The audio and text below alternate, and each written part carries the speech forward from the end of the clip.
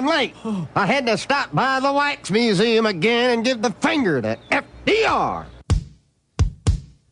We know Al-Qaeda, Zawahiri, is supporting the opposition in Syria. Are we supporting Al-Qaeda in Syria? It's a proud day for America. And by God, we've kicked Vietnam syndrome once and for all. Thank you very, very much. I say it again, you've been had. You've been took. You've been hoodwinked. These witnesses are trying to simply deny things that just about everybody else accepts as fact. He came, he saw, he died. Well, we ain't killing their army, but we killing them. We be on CNN like, say our name, bitch, say it 3 times. The meeting of the largest armies in the history of the world. Then there's going to be an invasion.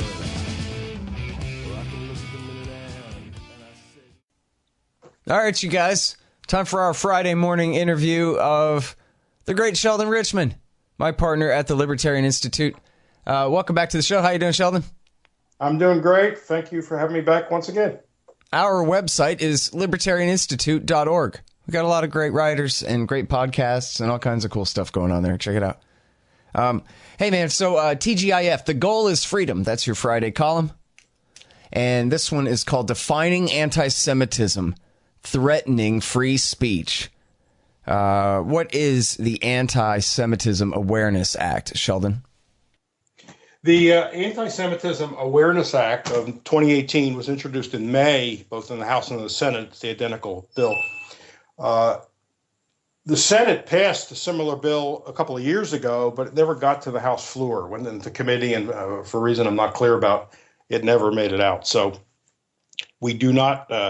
It has been brought back again, and it's an odd bill as far as I can tell, because it's by its own statement. It states the purpose at the beginning, and it says the purpose is to propose or recommend for consideration a definition of anti-Semitism for educational programs and agencies. So that's odd. I mean, here's Congress proposing a definition for consideration. It's not even saying here's the definition. It's proposing it for it seems like an odd statute. I don't know of a precedent for that. Anyway, what it comes out of, we could trace this back to a 2010 dear colleague letter issued by the Department of Education. This is under Obama. And that was a letter to state and local education agencies, because the federal government has a lot to do with education, as we all know, not just through money. But what they did in that letter was to say, in effect, the 1964 Civil Rights Act, Title VI of that act, prohibits discrimination on the basis of race, color, or national origin.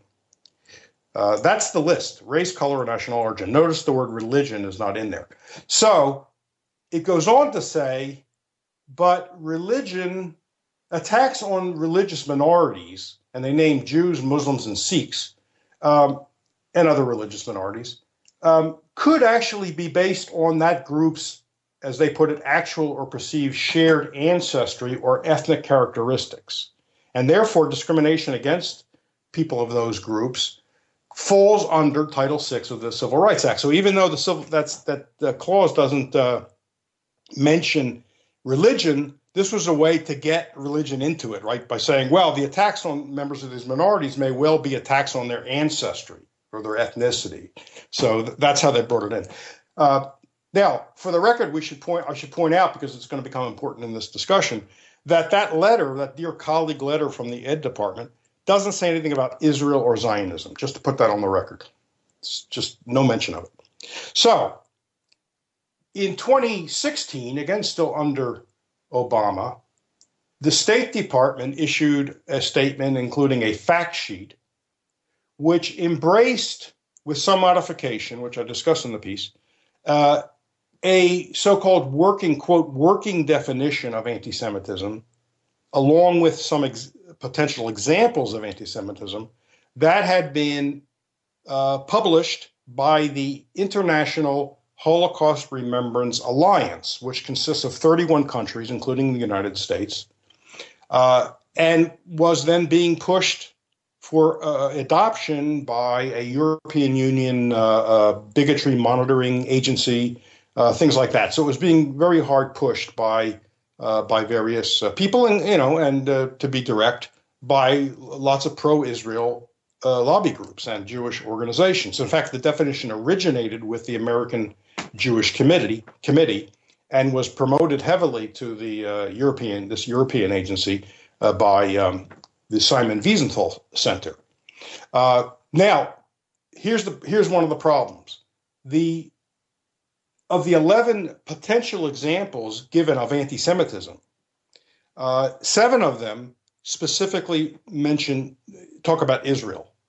So the fear from critics of Israel has been that this is an attempt to associate criticism of Israel with anti-Semitism. And I think there's a good case for that. This is something that, of course, it's been used over the years, right? Critics of Israel, either the founding of Israel itself or the policies after the founding toward the Palestinians, has long been smeared as anti-Semitic and has been objected to. That association has been objected to by many Jews as well as others. So that's the background. These bills, if it were enacted and signed into law, would essentially embrace, indirectly, because it doesn't quote the IHRA definition and examples, but certainly through the fact sheet issued by the State Department, embraces that, even though there are some modifications of it, as I mentioned, as I discuss in the article at length. All right. So I guess back to the beginning about it being for consideration. Put up here. What effect do you see this really having, as it filters down? It'll end up being hard law by the time anybody hears about it? Yeah, it may never be hard law. Here's my fear, and we can see this playing out. We're getting a preview of it. I discussed this in the article, too, for people interested in this. We're getting a pretty good preview of it in the UK. Anybody who's paying any attention to the news knows that the Labour Party in Great Britain is undergoing a violent internal civil war over these kinds of issues, because the Labour Party itself, its National Executive Committee, came up with a code of conduct on anti-Semitism. The Labour Party, and the parties are different over there, they police their members. They really police their members, and they kick people out. People join parties. I don't know how, people don't really join the Republican or Democratic Party, right? They just say, I'm a Republican or a Democrat, and they vote for those candidates. But in England, in Britain, people actually join parties, and you can get drummed out for violations of the codes of conduct, or unbecoming conduct, or something like that. So there has been a row going on in the Labour Party, and actually several people have been booted out, including four or five Jewish members, for so-called anti-Semitism. Now they adopted the IHRA definition, but they didn't adopt all of the examples, and they pretty much changed the ones that mentioned Israel, and that has caused members of the Labour Party, other members of the Labour Party, to call them anti-Semites, including Jeremy Corbyn, who of course is the leader and sort of the Bernie Sanders of England, of Great Britain. So we're seeing what's happening there. It's horrible. It's a terrible smear campaign. It's witch hunting, looking for anti-Semites everywhere, even among people who have a long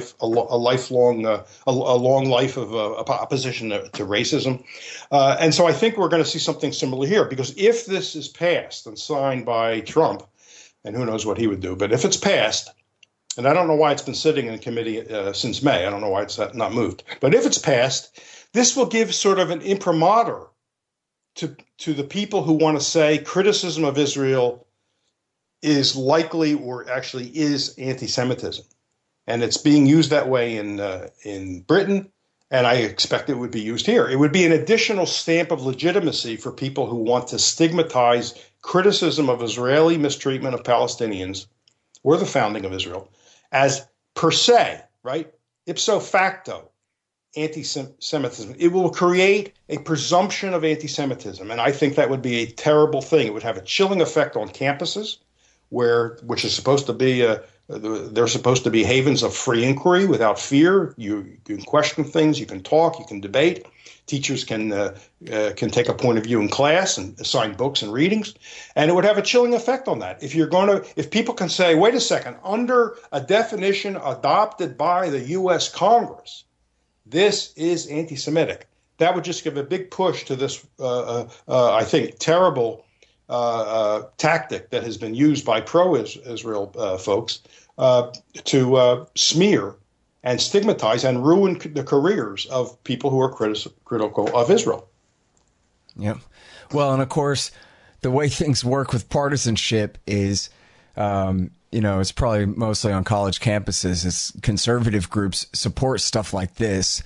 And instead of saying, unlike these horrible leftists who just want to shut down free speech whenever they don't agree with it, we support free speech. Instead, they're just like, turnabout is fair play. And so this is their opportunity to just shut down somebody that they don't like. And then, of course, baked into this, just like with everything about Israel, is a bunch of garbage premises and should be obviously, fake, as obvious as it is baked in, that everyone knows somehow. It's a scientific fact that Israel never did anything wrong to anyone. And that the only reason anyone would ever have to criticize them would be just if you hate Jews because of how much you hate Jews. And then, sure, you find an excuse to attack Israel because that's the only way you can get away with your anti-Semitism or whatever. That's the argument. And it's obviously childish and ridiculous. I mean, even if you didn't have the ongoing occupation and the history of the Nakba and whatever, there'd still be plenty to criticize about Israel. You know what I mean? How about how we pay for socialized education and healthcare over there? How about that? Well, that's right. And, I was listening this morning to a Palestinian, a British Palestinian woman who's a physician and head of a think tank or something like that on Middle East and Muslim and Arab affairs, making an interesting point. She says really the term anti-Semitism, and she'll get criticized for this, of course, the term anti-Semitism, she says, is really not useful anymore. What we ought to talk about is we ought to use as the proper term Jew hatred, because then if you say something like criticizing Israel or the mistreatment of the Palestinians by the Israeli government and the Israeli military constitute Jew hatred. She said if people put it that way, most people hearing that statement are going to say, I don't see that. You got to show me more than that. How is that Jew hatred? But if you couch it in this more abstract term, anti-Semitism, which has this history, then you can kind of get away with it. So I kind of like that. I think we need to ask someone who, if you're ever talking to someone who says, that's anti-Semitic, to criticize either the ethnic cleansing in 1947, 48, or anything that's, all the stuff that's happened to the Palestinians since, if you hear someone say that's anti-Semitism, the proper thing to say back to that person is, are you saying someone who believes that hates Jews? I mean, that puts it all on the table. I think that's a good way to go at it. Yeah. Well, and I guess the thing that bothers me about this is I don't really understand how this is supposed to work, because it seems like anyone who's actually interested in political discussions and this kind of thing, that they could tell the difference between criticizing Israel and actual anti-Semitism. It's very few people who end up, tying up their argument with something that condemns all Jewish people for how they all agree and work together or whatever kind of thing. People don't talk like that, not most of the time. And when they do, it sticks out like a sore thumb. And it's sort of kind of the irony of this whole thing about Corbyn and these leftists in England, where, these guys' whole thing is they're civil rightsy types. They're, In fact, they maybe don't even believe in natural rights. They just believe in equality under the law of all things, you know, and that everyone should be treated fairly and equally. Now, we don't like their definition of fairly. We all ought to be equally taxed to death, or, you know, whatever, all things are baked into that. But there's no way that we're supposed to believe that the civil rights leftists and liberals are really the vicious anti-Semites of England, are we? Doesn't sound right. Or on campus in America. Look, you know? for over 70 years, Jews in America, in Britain, and in Israel, just to mention a few places, have objected to this presumption of anti-Semitism. That's what it comes down to. There's a presumption of anti-Semitism. On what grounds? There are no good grounds. But there's a political purpose. And the political purpose is to immunize the conduct of the Israeli government and the Israeli military, and even individual Israelis like settlers who beat up Palestinians, just to immunize them from criticism. That's all that's going on here, and we need to make it very clear that that's all that's going on. It's not about combating anti-Semitism. There's been no outbreak of anti-Semitism in Britain or the United States. You can look at polls, you can look at other things, and you'll see that it's something that's confined to the fringes. Now, maybe we can say that Trump has brought out some of those fringe types. I can see something to that argument, and that ought to be identified and criticized, very severely. But it's still a fringe thing. Nobody in respectable society, conservative or, quote, liberal, is going to identify as an anti-Semite. Now, you may say, well, maybe secretly he's an anti-Semite, but I don't know. Secretly, people can be all sorts of things. It doesn't really help. And we again, there shouldn't be a presumption. That's what I'm saying. If you can show someone actually does hate Jews, thinks Jews control the world, thinks they're a malignant race, or all that ugly stuff that has been said over the years about Jews. I totally agree with that. People say that. If you can demonstrate that, then that particular person we can identify as an anti-Semite. And that wouldn't make his criticism of Israel wrong. That's still an empirical matter. Is the thing set up? If an anti-Semite says the Palestinians were ethnically cleansed in 1948, we can condemn the person and say, but on the other hand, there's lots of evidence that's been shown by non-anti-Semites that in fact there was ethnic cleansing of the Palestinians in 1948. So we have to separate those issues. That's what I'm calling for. I mean, it's not just me, humble me. That's what we're calling for. People and Jews have always called for that, as well as good faith non-Jews. And that's exactly what the other side, which is not just Jews calling on the other side, are pushing for. This conflation, this presumption of anti-Semitism. It's outrageous. Just like we have a presumption of innocence in the courts, we should have a presumption of non-anti-Semitism, of anti-Semitism among critics of Israel. And I think it does not show good faith to begin with a presumption of anti-Semitism. That's really the main point I'm making in this article. And look, even the author of the definition, the lead author of the definition, who was working at the American Jewish Committee at the time, who's a Zionist, self-described Zionist, says when he saw this bill that was introduced 2 years ago, and then it was introduced also in South Carolina, their legislature was considering it. I don't know if they passed it. He wrote in op-eds and in congressional testimony. He may be one reason why it never got out of committee in the House. This was the lead author now.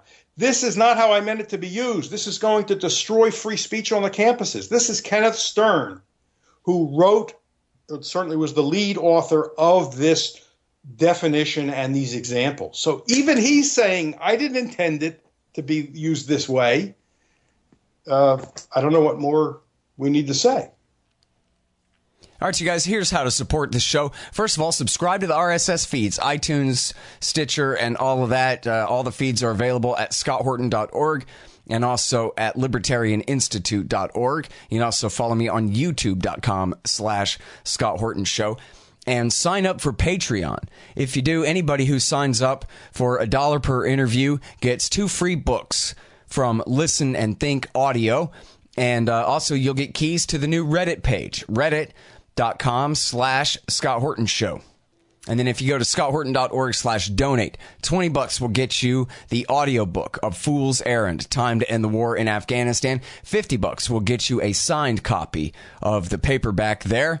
And a $100 donation will get you either a QR code, commodity disc, or a lifetime subscription to Listen and Think Libertarian audiobooks. That's all at scotthorton.org/donate. And also anybody donating $5 or more per month there. If you already are, or if you sign up now, you'll get keys to that new Reddit group as well. Already got about 50 people in there, and it's turning out pretty good. Again, that's reddit.com/Scott Horton Show. If you're already donating or you're a new donor, just email me, scott@scotthorton.org, and I'll get you the keys there. And hey, do me a favor, give me a good review on iTunes or Stitcher, or if you liked the book, on Amazon.com, and the audiobook is also on iTunes, and sure would appreciate that. And listen, if you want to submit articles to the Libertarian Institute, please do, and they don't have to be about foreign policy. My email address is scott@scotthorton.org. Yeah. Well, and, you know, I don't know. It seems like, on one hand, people are used to this being treated with the presumption of anti-Semitism anyway, if they want to talk about this. And at the same time, I think a lot of people have learned how to turn that around and just say, you know, give me a break. Nobody believes that accusation anymore because you wore it out like Pee Wee Herman's name. You call everybody who obviously means well an anti-Semite. You know, apparently. Right, and what it does is it cheapens real anti-Semitism, because if it becomes sort of widely accepted that criticism of Israel on these very solid grounds that I've referred to several times already, if that constitutes anti-Semitism, then that will, among some people, they'll say, okay, if that's anti-Semitism, I guess I'm an anti-Semite. And then they stop distinguishing that from real anti-Semitism.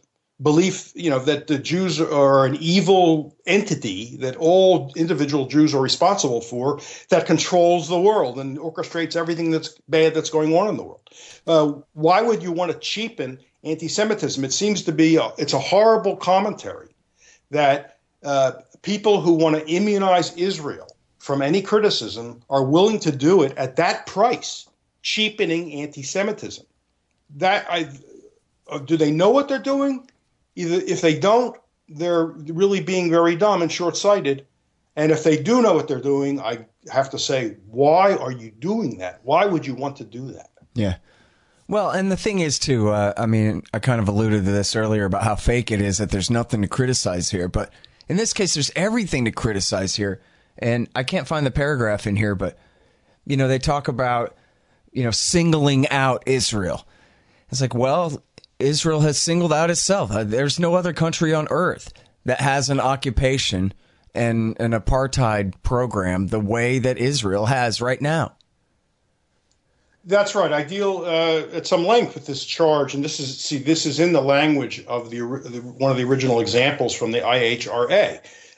Using a double standard, they say. Using a double, and don't forget, and one thing I should point out: these examples that are given in the original document say that you have to judge an instance of this example if it happens in the real world. You have to judge it in the full context. In other words, they couched it. They hedged it by saying, we're not saying this absolutely is an example of anti-Semitism. It may be an example, they say. So the examples aren't really part of the definition.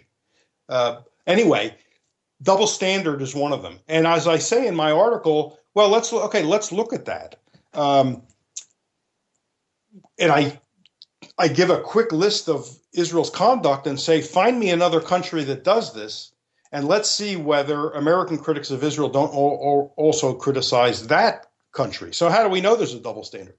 On the other hand, it seems to me the pro-Israeli side is the one with the double standard, because if some other country or group, ethnic, religious, whatever you want to call it, group, were doing to some other group what the Israelis do to the Palestinians, American Jews, who generally have been on the side of civil rights and anti-bigotry, would be condemning that.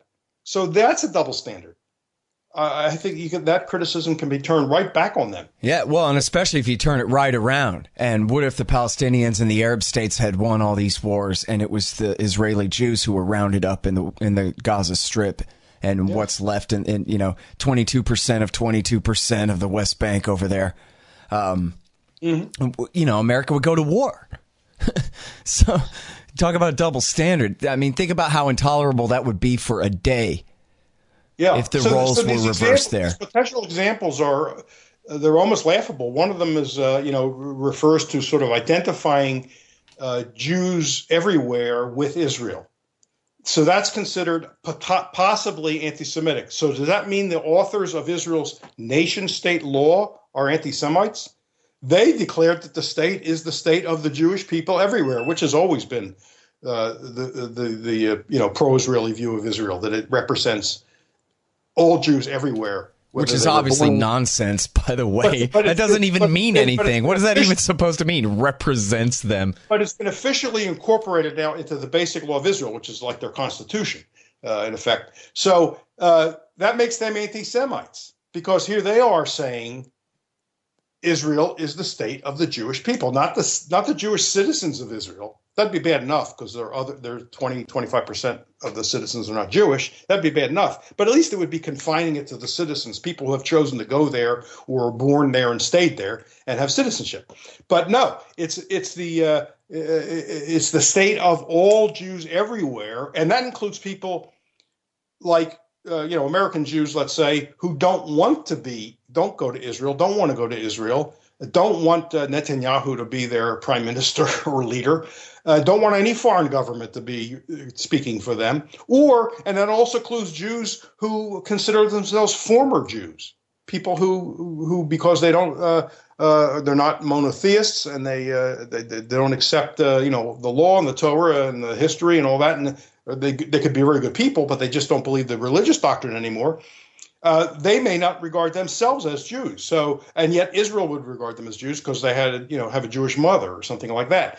So how presumptuous is that? Saying we speak for all of you, whether you want it or not, and you have no choice in the matter. So why would you blame a non-Jew for conflating the state of Israel with all Jews when the Jewish state says that itself? Now, I agree that no individual Jew should be held responsible for bad things the Israeli government does. That would be collectivism. That would be a form of, not really racism, because I don't believe there's a Jewish race, but it would be collectivism. Let's just put it that way. Because you'd be saying, hey, you, Mr. Jewish American, who maybe doesn't even like Israel, you're responsible for, atrocities against the Palestinians in Israel. That would be unjust to hold that person responsible. Yeah, it's Israeli-style collective guilt. What they do to the Palestinians all the time. Right. Somebody did something, I'm going to bulldoze your house over it. They promote that view with the nation-state law and the much older view that Israel is the state of the Jewish people, which Jews have objected to from the very beginning. And I could name names: Rabbi Elmer Berger, Alfred Lindenthal. I mean, it's a long, long list of Jews who have been stamping their foot at this idea from the very moment it was spoken. Yeah. Now, you talked about these polls here, too, where supposedly, and I think you quote, Norman Finkelstein, whenever Israel commits another atrocity, its propagandists stage a revival of the new anti-Semitism extravaganza to deflect or squelch global condemnation, he says.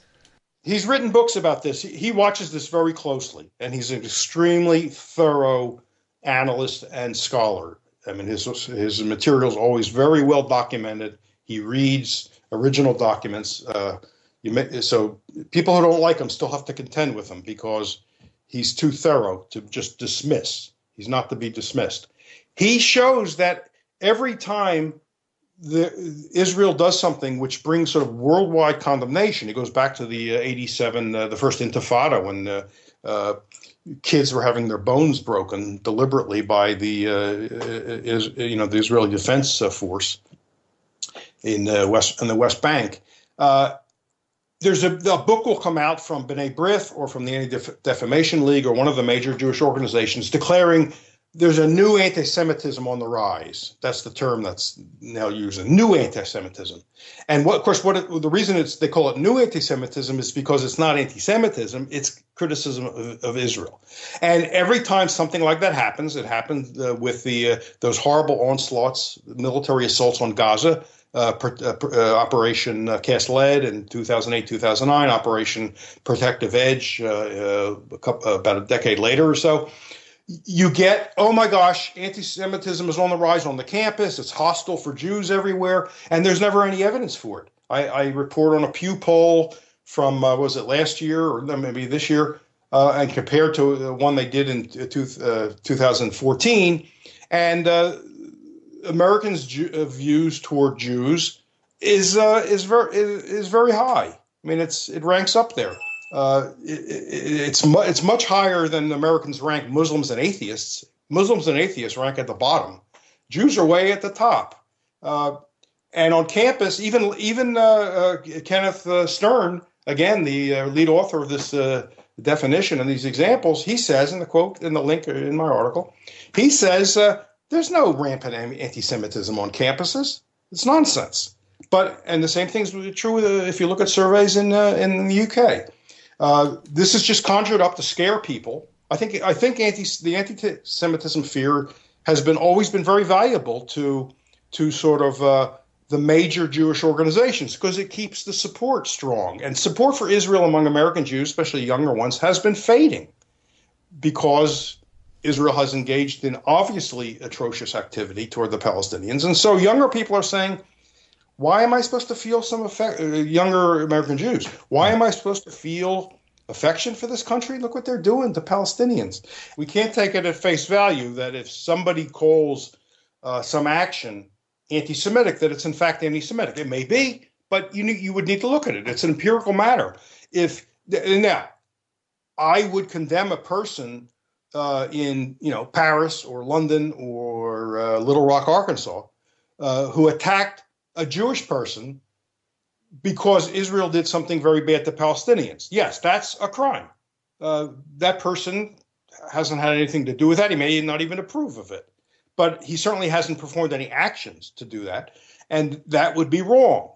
But I could also question whether it's actually anti-Semitic. That could be an evil act. And, anti-Semitism is not the only evil. Do I have to say that? You can commit a terrible act against a person, a Jewish person, and it's not anti-Semitic. Now, if anti-Semitism and anti-Israelism have been merged together, well, the pro-Israel people are largely responsible for that. Not that they're responsible for a crime against an individual Jewish person who because of something Israel did, but they are responsible for merging these two concepts. That doesn't relieve the criminal I just mentioned of the responsibility to say, well, that merger is wrong. No, an individual Jew who's like thousands of miles away from Israel didn't shoot some Palestinian kid or some young Palestinian medic in Gaza, and therefore there's no grounds whatsoever in justice to attack some Jewish person walking down the street of Little Rock, Arkansas. That person has that responsibility too. But I'm not going to let off the hook the official and non-official lobbyists for Israel, pro-Israel, unconditional supporters of Israel, who tried to plant this association between the Israeli state and Israeli people, and then the flip side, anti-Semitism and let's call it anti-Israelism. We all are responsible, but let's not merge these things together. I mean, Finkelstein gives an interesting example. He's been writing about, what does constitute anti-Semitism on his blog. And he gave the example of a real example that was used. It was in France or outside of Paris, where a street mugger looking for money, went to an area, I guess, where a lot of Jews live, and he held up the Jews and a couple or whatever, and took the money and ran away. So that was promoted in the papers as an example of anti-Semitism. And Norman says, Finkelstein says, why is that anti-Semitism? If you look at the figures, Jews are Jews are overrepresented, let's say, among the wealthy in France, as they are, I'm sure, in Western countries. That's not a bad thing. They've been successful in business and other things, medicine and all kinds of things. So if you're a mugger looking for the maximum take, right? What did who was the old bank robber who was asked, why do you rob banks? He says, that's where the money is. If you're a mugger and you go to an area where you figure, lots of Jews are walking around, you may do that on the basis of not that you hate Jews, but you love money. So you go where the money is. Is that anti-Semitic? On its face, it isn't anti-Semitic. It doesn't mean it's good to mug people. It's bad to mug people. But it's not anti-Semitic unless you know something more about the person. But there was no other sign, right? He didn't paint a swastika on them or say something. He didn't smear them or slur them as Jews. He simply took their money. So I think we need to be nuanced and careful about this. I'm the last person in the world to make light of anti-Semitism. But I just think stretching this concept cheapens it. And that can't be a good thing for people that despise anti-Semitism or any kind of bigotry. Well, and, part of this, too, is it goes to I think, overall, the very short-term view of the Israeli government and their partisans all the time, that lying and obfuscating and acting in a way that ultimately is to the detriment of the long-term viability of the Zionist project in the first place. If they would listen to their peaceniks, they could have given up the West Bank and the Gaza Strip to be a Palestinian state, or, 90% of a real one, and help them have a prosperous society there, in a place where if the refugees can't have the right of return back to their homes in Jaffa and so forth, that at least they could go to a nice West Bank and Gaza Strip and maybe settle for that and work something out, try to be good neighbors and be good sports about the thing. But instead, because of this kind of thing, where you're not even allowed to criticize them at all, they end up getting away with bloody murder, but in a way that is basically self-sabotage. And so now they've basically already annexed all the land from the river to the sea. But what are they going to do with all these Palestinians? There's millions of them. It's basically a 50-50 split. So now they have to throw away outright. You mentioned the nation state law. Democracy's not in there anymore. Now it's the Jewish state, and that whole thing about Jewish and democratic, maybe not so much that. And that's the biggest threat to the Israeli state of all. So from their point of view, it's this kind of thing that really has set them up to fail, right? The same way all the Republicans saying, shut up, you worship the flag in 2002 is a big part of what helped get us into Iraq and break American power on the rocks, or, drown it in the sand of Iraq over there, just like we said would happen. Right. And, after the 1967 war, when those territories were acquired by the military, there were Israelis, high-ranking Israelis, and not left-wingers, but people like David BenGurion, who was the first prime minister, but by now was retired, but others also, even inside the government of Levi Eshkol, that they said, we can't hold on to these territories. It's not a good idea, because for reasons you just mentioned, we'd be inheriting a large Palestinian population. And so what happens? And some even warned we're going to end up with an apartheid system. Though these are people who are entirely pro-Israel, right? These aren't people who want just one secular state or think the founding of Israel is illegitimate. I didn't know that about Ben-Gurion, that he didn't want to stay in the West Bank. Well, That's they interesting. were worried. Not that they love the Palestinians. Not that they love them. They could still be racist toward the Palestinians and believe this, that we don't want them to be in Israel, because that's a problem. And maybe some would have said, well, just let's transfer them. In other words, kick them out. But that would have been hard to do on the world scene. They really wouldn't have gotten away with that. And so what do? You either have apartheid at some point at the time. You're going to have apartheid, or you're going to have to make them complete citizens with total equal rights. And then Jews eventually won't be in the majority. The Palestinians have had a higher birth rate and all of that, so they would outnumber the Jews. So there were warnings about that. Plus, they said, by the way, here's a fringe benefit: if we can trade the land for peace, and that's where that whole land for peace comes out, right? We give back the territories, and in return, we have a formal peace treaty and stuff like that. So there was definitely a view within the Israeli establishment that was debated, heavily debated, I'm sure. And a lot of people can't believe that 51 years later, they're still holding those territories. I mean, that still is surprising to people who have who were in the establishment or, have links to the establishment. They just never thought that would happen. Yeah. Well, I was making the argument one day to Ramsey Baroud about how, really, there was a time for a two-state solution, maybe, which is not his view, I guess. But seemed like at one point before the settlements had gobbled up so much of the West Bank to make it, basically impossible without a civil war breaking out in Israel over the removal of those settlers and that kind of thing. And then his answer is no. See, actually, this is the Zionist project. There is, you kind of can argue your counterfactuals, but look at how it's played out. They've taken every advantage. They never saw, even after taking 78% of the whole thing, and then after occupying, in the 67 war, the rest of Palestine, that they never were good sports about it. They never said, all right, here, fair's fair and whatever. In any way, they always have taken the fullest advantage. Eretz Israel, meaning all the way to the Euphrates someday, till they, colonize Kuwait or something. And so, basically that is the project. The Zionist project always has been, from the Nakba on, it basically one continuous Nakba, that these Palestinians, they cannot be free. Otherwise the Zionist project will not stand. So this is the only, way that they can see to keep it going, is this permanent occupation, oppression, and apartheid. The flag of the Irgun, which was a pre-Israel, in other words, Zionist terrorist organization, and it ought to be called a terrorist organization. They planted bombs and killed people and engaged in all kinds of violence against the British and against Arabs as well.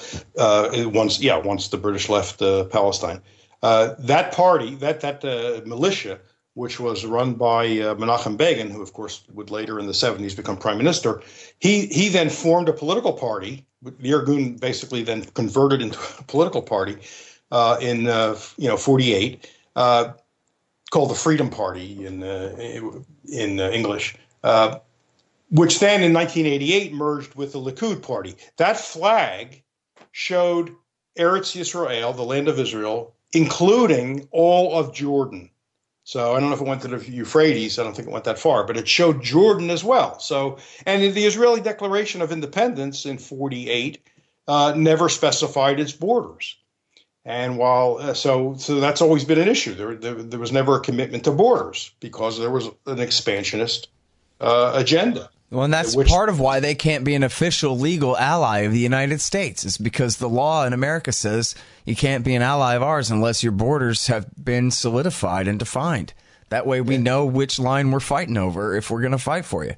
Well, the idea was we're going to keep our options open.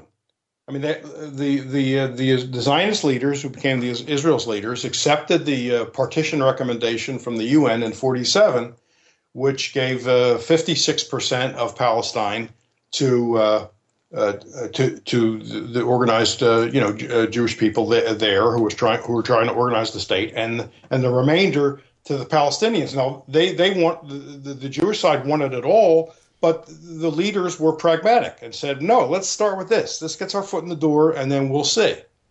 For that very reason, the Palestinians and Arabs generally didn't accept the partition recommendation, because they figured that would be the beginning of the end, and yet they were seen to be as the rejectionists, right? Oh, you won't accept partition, you won't you won't take only half, or it wasn't half, less than half. You won't take some. You're demanding the whole.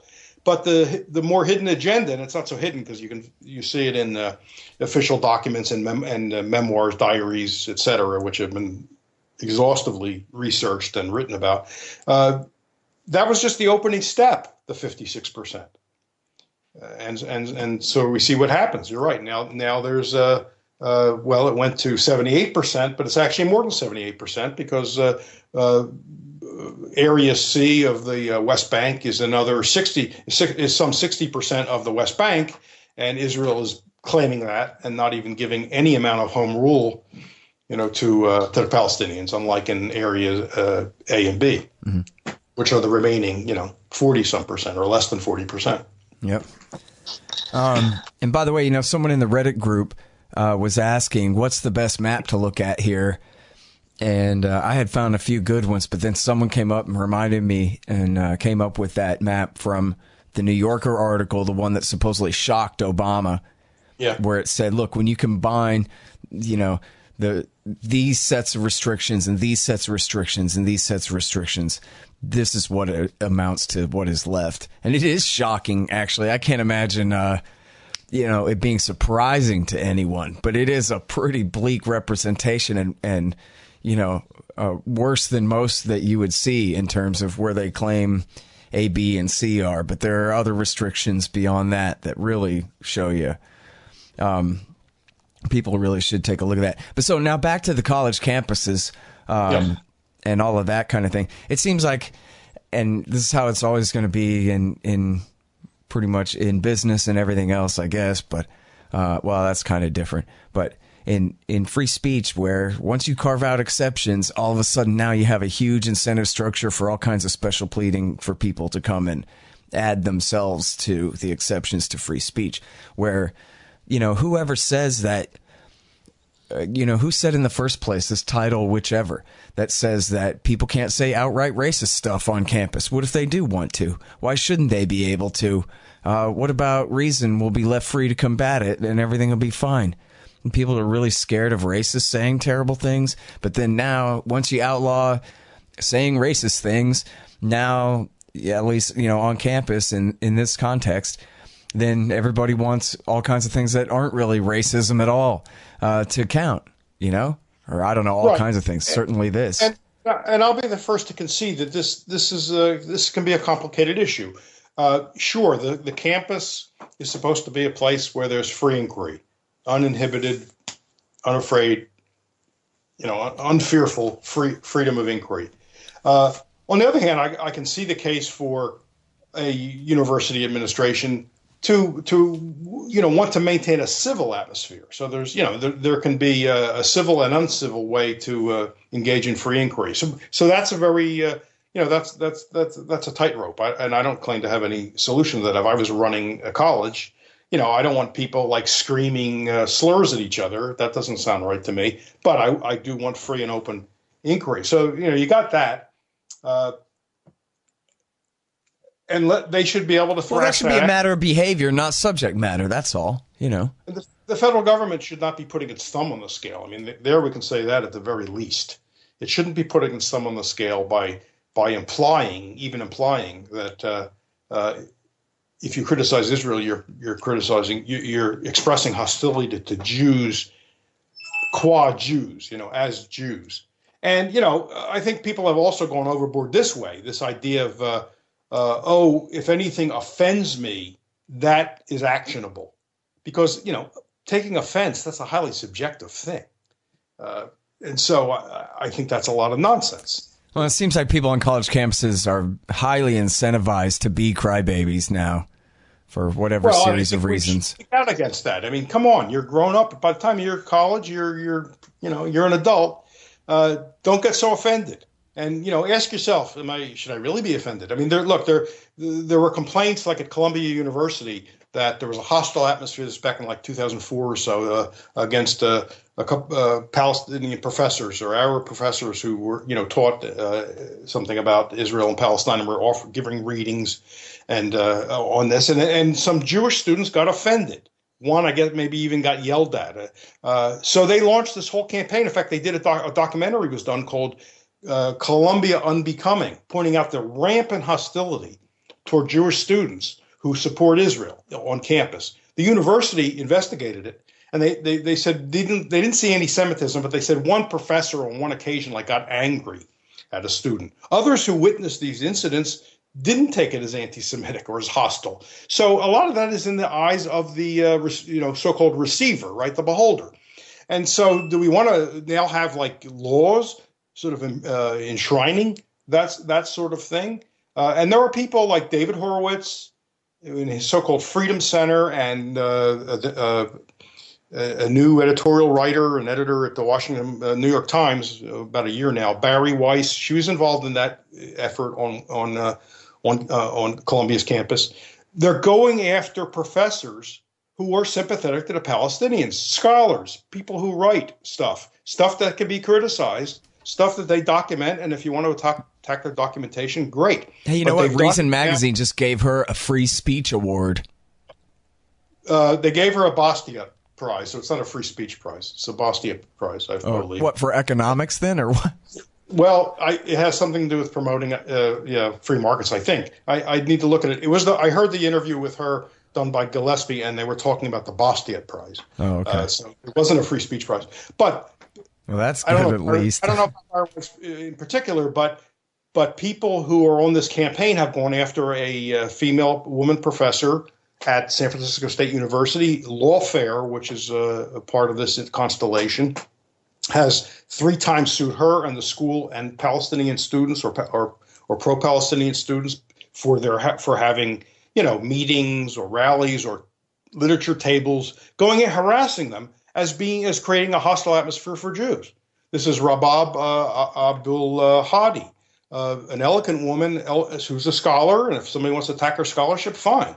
But instead, they go after her for creating a hostile atmosphere for Jews. So it's happened at Columbia. It's happened with a scholar at Barnard College, an anthropologist who wrote a book about Jewish claims to Palestine. I mean, actual biological claims, and had some things questioning that, and also talking about how archaeology in Israel doesn't seem to respect Palestinian or Arab cultural artifacts or cemeteries. They just go bulldozing things in order to prove that, yes, we have roots here. She writes a book about this that wins an award, that's praised by other anthropologists, and then when she's up for tenure, there's an organized effort to stop her from getting tenure, which failed. And then I would put into this Norman Finkelstein, who's not an Arab, not a Palestinian. He's a Jewish American, son of Holocaust survivors. Parents were in the Warsaw Ghetto and then Auschwitz and one of the other camps. He's got pretty good credentials in that regard. He was denied tenure at DePaul University in Chicago because of people like Alan Dershowitz, who put on a huge campaign to stop him because of the stuff he writes, which is all well documented and has been praised by some pretty heavy-hitting people. Yeah, same thing happened to Juan Cole when he was going to get hired at Yale. And he ended up having to stay at the University of Michigan, and it was because of, I'm pretty sure it was because of Israel, not the other stuff he was writing. I'll have to read up on that. So if there's a hostile atmosphere, it's not toward Jewish students and Jewish professors. It seems it's more toward people who sympathize with the Palestinians, or outright, Palestinians or Palestinian Americans or Muslims. There are many more incidents against people like that. And as I said, with this Pew poll, Muslims rank well below Jews on this poll about how do you feel about these various religious groups. Jews are like close or at the top, and so it seems like a very threadbare case that they're making, and it goes back to what I say.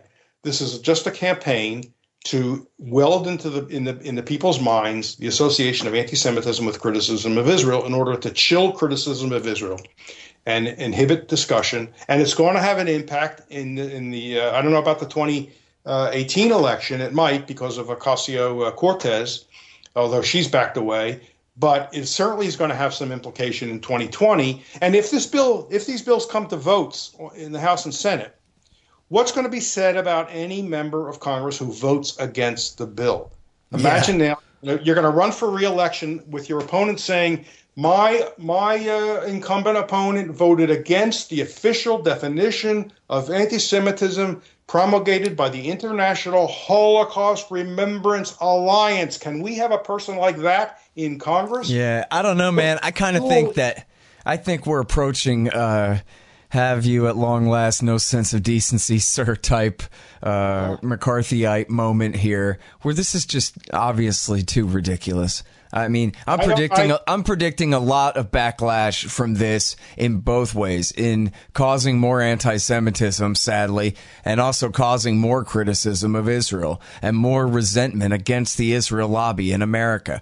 That now you're going to try to tell us what we're allowed to say and not say, and study and not study, and all of these kinds of things. I resent it. Look at Britain. Look at Britain. I mean, I hope you're right, but I'm not counting the other side out. Look what's happening in Britain. The Corbyn and the leaders of the Labour Party are backing away, and there's now pretty strong indication from things that leaders have said to reporters that they're going to embrace all of the IHRA examples. And that was the big objection, that they didn't embrace the example. See, they embraced the definition. If people read the article, they'll see there's a difference between the 38-word definition, which is very confusing and vague, but it's not like crazy on its face. It doesn't say anything about Israel. What they didn't embrace were all of the examples, potential examples. That's where they got flack. Now, they lie about the Labour Party and say they rejected the definition. No, they didn't reject the definition. They just rejected all of the examples as written. So if it's causing such a row there, I don't know why it wouldn't cause a row here. We'll see. I mean, we're different. We're different. Americans and British are different. We'll see what happens. I hope you're right, but I wouldn't count the other side out. Yeah. Well, I mean, at least I hope there's going to be a fight about it. Even if it does pass, you know, I hope that attention is drawn. And again, you know, back to sort of repeating myself from the beginning, all this criticism of Israel is coming from the left and libertarians, but mostly from the left this whole time. And so that kind of cancels out denominators with the racism thing. Leftists aren't racist, or they wouldn't be leftists. And so it must be something else, and that kind of thing. It's like accusing Donald Trump of being a Kremlin agent, or just it doesn't really seem right, since he's obviously an agent mostly only of himself and, you know, the few other rich people that he identifies with. But why would that be the Russians? You know, he's a businessman from Manhattan, for Christ's sake. That's whose interest he represents. It's the same kind of thing here, where just it doesn't pass the smell test, really. You know, there are Nazis, and then there's people who aren't Nazis, right? I mean, give me a break. Yeah, but, you know, what doesn't pass the smell test to you and me can easily pass the smell test to somebody else. I just have to allow for that fact. Yeah, no, so that's true. I will believe it when I see it. I'm watching. By writing, I hope I'm helping to some extent by writing about this, and I'll write about it again. But I think we need to keep an eye on it. I think we could be seeing our near future being played out in Britain, and it has been very nasty. I mean, the names that Corbyn's being called by members of his own party, you know, I'm talking about profanity attached, you know, profane adjectives put before the word anti-Semite. He is an effing anti-Semite, a leader of that party, or a prominent person of that party has said. And so it's really divided, you know, Labour sympathizers in the UK, but others have gotten in on it too. I'm sure Tories and others are taking some part in this because, you know, there are people who don't want to see Corbyn become prime minister. He's the Bernie Sanders. So if you're anyone at all sympathetic to the free market, you don't want Corbyn to be, you know, running things because he's got a terrible domestic program. So there are people who are happy to pile on, right? Even if they don't care about the other issue, they're happy to pile on because they don't want Corbyn to be the prime minister. And you got a whole contingent in his own party, the Blairites, right, who are more centrist, like Bill Clinton types, who also don't want Corbyn and his left wingers to be running the party. So they're happy to pile on. So he's got there's a lot going on here. The most visible thing is this issue regarding Israel and anti-Semitism, but you got a lot of things going on there to try to sabotage him. And it has been, you know, no holds bars. They are firing every cannon and bazooka and, you know, that they can at this guy and the people who are allied with him. And I won't be surprised if we see similar things here. I mean, look what happened. Cory Booker wears a T-shirt, right? Senator from New Jersey. I'm sure he's got presidential ambitions. He's not caught. He was out in a public demonstration or something wearing a T-shirt saying no walls in Israel or the West Bank. I forget how it. No, it wasn't even that. It was he posed for a picture with some people, and they were holding the sign in front of him. but he was wearing a T-shirt. And well, it may have said wall. something, but I don't think the sign mentioned Israel, though. The T-shirt I saw on him said, "No walls," and then it made a reference to the West Bank and the Mexican border. When he got flack for that, because he mentioned the West Bank, he said, "Oh, I didn't know what the T-shirt said," or something weird like that. And then Ocasio-Cortez, who had made a statement sympathetic to the Palestinians after 54 Palestinians in Gaza were shot peacefully demonstrating, she made a sympathetic statement about that. And when she was called on it, she, in interviews, ended up saying, "Well, I'm not really an expert in this, blah, blah, blah." Sanders backed down to some extent after he made a sympathetic statement to Palestinians during his primary campaigns against Hillary Clinton. But since then, he has criticized the conduct regarding Gaza. So he's been kind of up and down. I think he somewhat retreated, and then he comes back again. So who knows what he's going to end up doing if he runs for president. He's been unpredictable. Well, we shall see. But I'm not going to be surprised if we see what's happening in The Scott Horton Show is brought to you by books, particularly Kesslin Runs, a new dystopian novel about the very near future by the great Charles Featherstone. Kesslin Runs. Also, No Dev, No Ops, No IT by Hussein Badakhshani, and The War State by Mike Swanson, about the rise of the military-industrial complex in America after World War II. He also gives great investment advice at wallstreetwindow.com. And when you follow his advice, you'll want to get some precious metals, gold and silver and etc. from Roberts & Roberts Brokerage Inc. That's at rrbi.co. rrbi.co. Also, check out Zencash at zencash.com or zensystem.io. It's a great digital currency, but it's also a messaging app and a document transfer app and all kinds of great stuff, too. Learn all about it at zencash.com. And then there's Tom Wood's Liberty Classroom. If you sign up from the link on my page at scotthorton.org, I'll get a little bit of a kickback there. And check this out. Speaking of scotthorton.org, if you'd like expanddesigns.com to build you a new 2018 model website, go to expanddesigns.com/Scott and you'll save $500. Also, don't forget thebumpersticker.com. Stickers for your band or your business at very reasonable prices. High quality stuff there. It used to be my company back when. Thebumpersticker.com. UK play out here, and it's not going to be pretty. Yeah, it's a fun kind of thought experiment about, he must be too old to run next time, or to win next time anyway, I don't know. But if he had won last time, it would have been really interesting to see, his position on Israel, because he's certainly a Zionist, but certainly a two-state guy, and certainly, interested enough and old enough to know the history of the colonization of that last 22% and all of that, as we've talked about. And so, and he cuts a great character of a Jew from Brooklyn, in every way, where he could play that card against Netanyahu so well if he wanted to, right? They're like, what are you calling me, an anti-Semite? Or whatever, you know what I mean? Well, he would have had a lot more freedom of action there. And I think, would have had at least a chance of trying to force the issue better than Obama or some weakling like George W. Bush who backed down. For people that want to go at him, he's got some vulnerabilities. You'll notice he doesn't really identify as Jewish. When he was asked about religion during one of the debates, it might have been one of the town halls on CNN, he was asked about religion. And he kind of said, yeah, I'm religious. And then one of them, Chris Cuomo or something, said, well, what do you mean? What's your religion? Yeah, no, but still, if he didn't use the word Jewish, he said, well, we're all in this together. We need to look out for each other. Now, come on.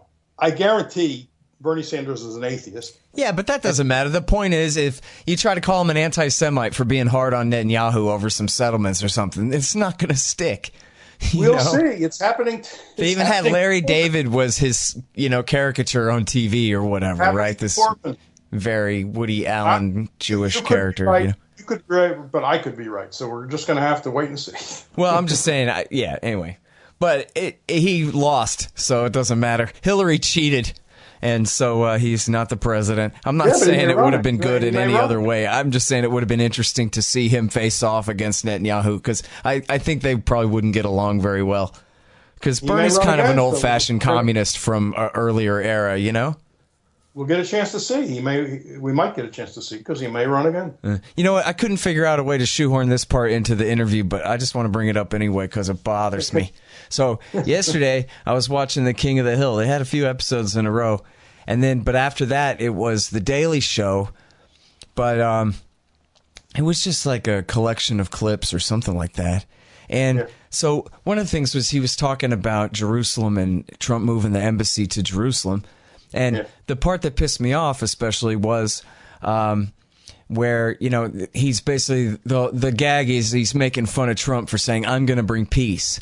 Peace, peace, peace. Does this side want peace? Does that side want peace? Can Trump, the real estate tycoon, be the ultimate peace broker and bring peace? And so then that's the frame of it, as though it's just a war, you know, basically. And then he even says, Trevor Noah says, well, you know, the Israelis and the Palestinians have been fighting for so many years, all this time. How is Trump going to bring peace?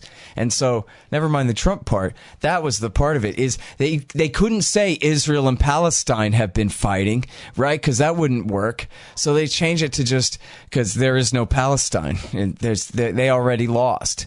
They're occupied and conquered. And so instead, they have to change it to the Israelis and the Palestinians, but so you think that's what they're saying. And then they immediately refer to, at the Gaza border, some protesters have been shot. And so now it's a border. And so it really sounds like Palestine. And then they show the map of Israel with the West Bank and the Gaza Strip are a different color, I guess yellow on green or something like that. And so, I mean, it's like listening to George W. Bush talk. You kind of have to infer what he's implying, but it sounds like what they're saying is that Palestine is this independent country here full of terrorists who are constantly at war against the Israelis. And the question is whether Trump can bring a peace agreement, you know, like this is the North and South Koreans or something like that. And so they've been fighting a long time in place of the Israelis have been occupying what was left of Palestine on the West Bank and Gaza Strip for a long time. That's peace, is can we get, and everybody already knows that's the parameters of the whole thing. Can the Americans get the Israelis to pull out of the West Bank and to lift the siege on Gaza and let them have a state? That's the question. It's not a peace agreement in a war. But when you frame it like that, it makes it sound like there already is an independent Palestine without saying it. And it makes it sound then like, obviously, they're the aggressors because they're the ones who are brown and use terrorism. So, and it's just amazing how much BS can be baked into a couple of offhand lines describing that situation in a gag about Donald Trump. Right. And, you know, Gaza is not a distinct land or territory. It was a line drawn basically by the people that came up with the UN partition. It has no historical identity as a separate, you know, land in any sense. It's just a strip. It's a strip. You know, they drew a line and made a little strip between that line and the Mediterranean Sea. And you're right. It shouldn't be called a border. It should be called a fence. Look, as I say in the article, Jewish critics of Israel call Gaza today a ghetto and a concentration camp, and I have the links if anyone wants to see it. It's what it is. I mean, to this day you'll hear people say, and I see it on Facebook, answering me, Israel, you know, withdrew from Gaza in 2005. That's nonsense. Well, in a sense, they physically withdrew, but it's like the prison guards leaving the prison and just taking up positions, you know, encircling the prison and controlling everything, entry and exit of anybody or anything. If you want to call that withdrawal, fine, but don't put some benign sound on it. They just turned it into an open air prison, or as I say, ghetto or concentration camp. But those words are coming from and Jews, they bomb it Jewish all critics, the time. Jewish critics. And land access, sea access, and air access are completely controlled by the state of Israel. So if you want to call that withdrawal and independence for Palestinians, I don't know. I don't understand words, because that's not what those words mean. Yeah. Well, and that's the whole thing, is just to keep the waters muddy and just to keep the whole thing kind of confusing. Yeah. Funny you should say keep the waters muddy, because kids there are dying of poisoned water because they can't fix the sanitation plants. Right. Not just kids, adults too. But, I just read a quote the other day of Trump saying that, you know how it is, Sunnis and Shias and Jews and Arabs and whatever, they've been fighting for thousands of years. Just a perfect trope for him to believe and repeat and just write this all off as, I guess we're taking these guys' side because they're whiter. Well, that's just a way of saying, look, to the average person, you're busy. You don't try to sort this out. You're not going to be able to sort it out, so don't pay attention to it.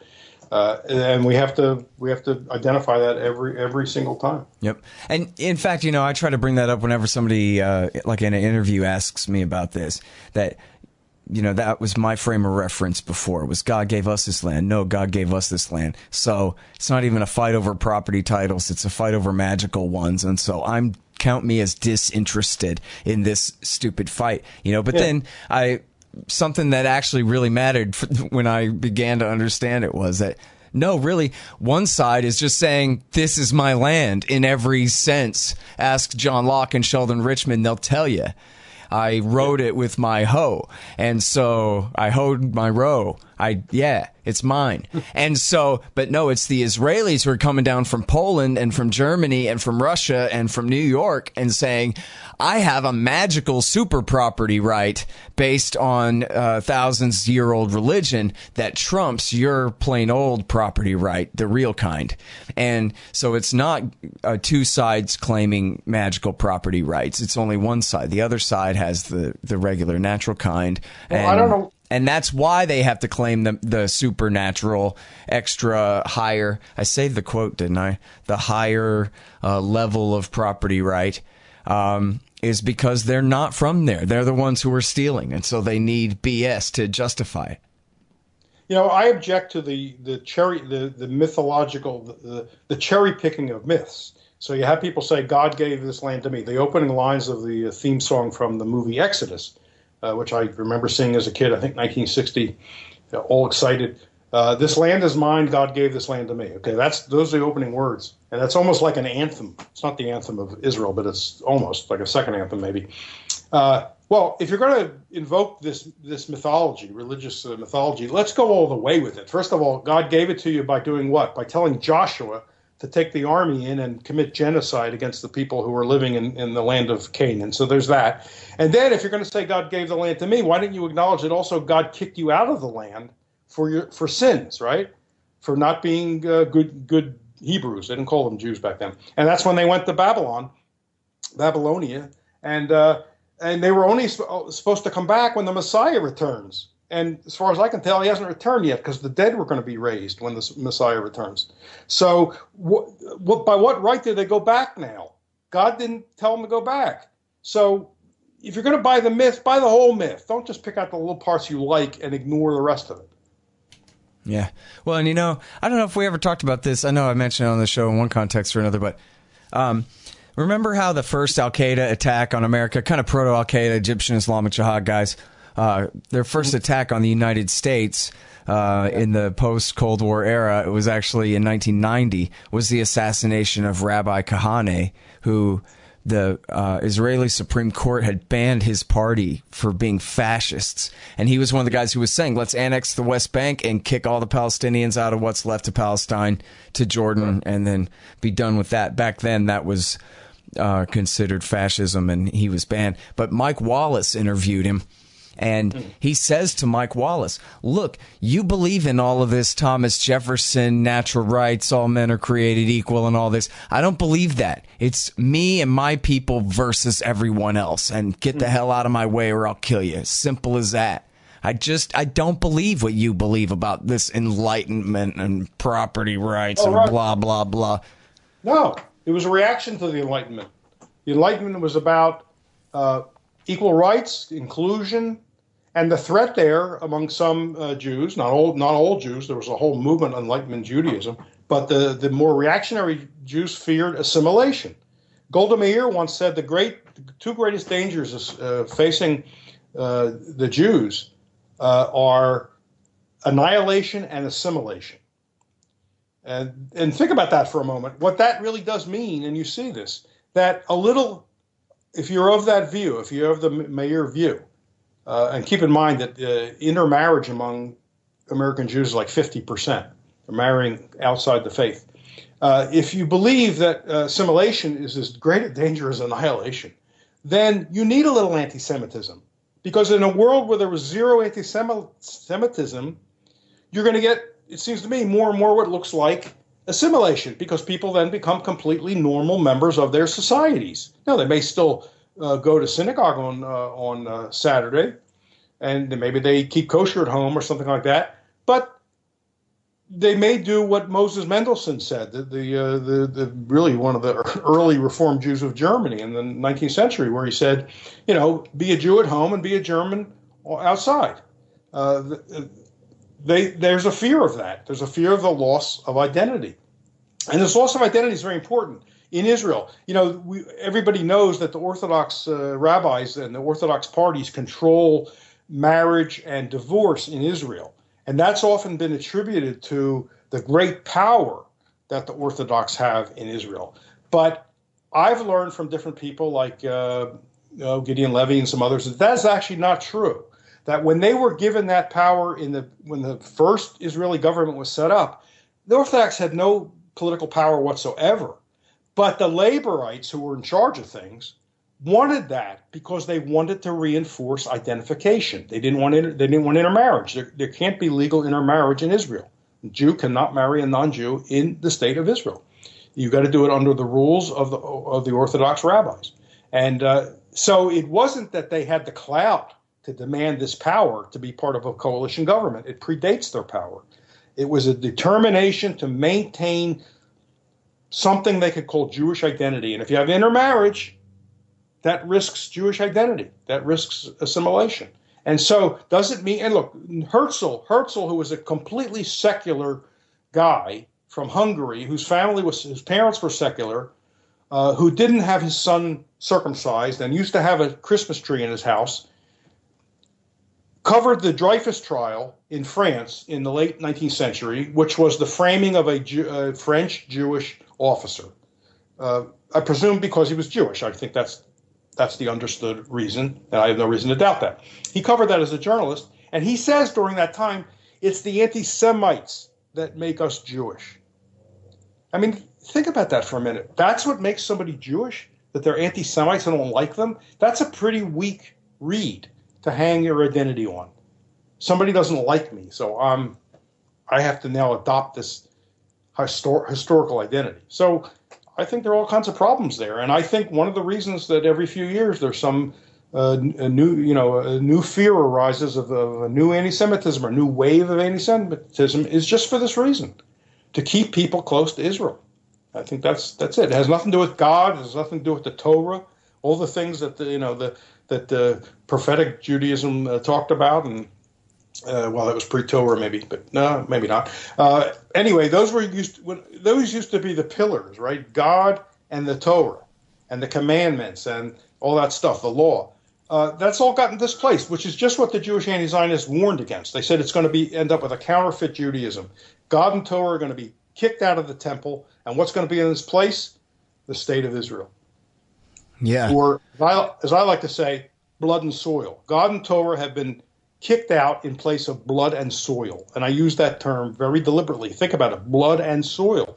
Judaism is now regarded, that's now regarded as a biological people, not a religious community. Yeah, and by soil, you mean somebody else's property. Soil means, Palestine. So it is a blood and soil, and it's a reactionary pre-Enlightenment view. Yeah. By the way, I found that quote. I had it right in front of me. State Attorney Harold Arnon. There is a higher normative hierarchy. That's the supernatural property right of Jewish Israelis over Palestinians, even in the West Bank, never even mind so-called Israel proper, but even in the West Bank, that, yeah, you have property rights and everything, but we have the super kind.